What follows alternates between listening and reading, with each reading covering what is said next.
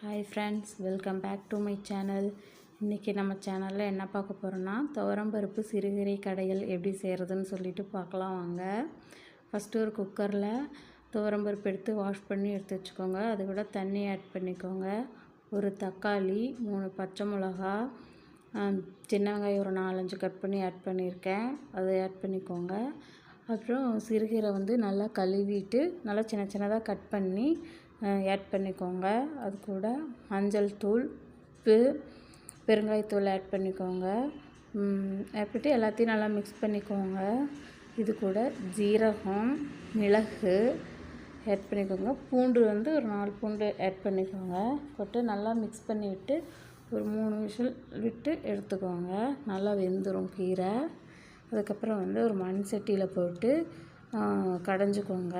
நல்லா கடைஞ்சிட்டிங்கன்னா நல்லாயிருக்கும். அதுக்கப்புறம் லாஸ்ட்டாக ஒரு தாளிப்பு கொடுத்துக்கலாம். இதுக்கு எண்ணெய், கடுகு, ஜீரகம், கருவேப்பிலை, வரமிளகாய் ஒன்று ஆட் பண்ணி தாளித்து விட்டுட்டு இந்த கீரைக்குள்ளே ஆட் பண்ணிக்கோங்க. நமக்கு தேவையான சிறுகீரை கடையல் ரெடி.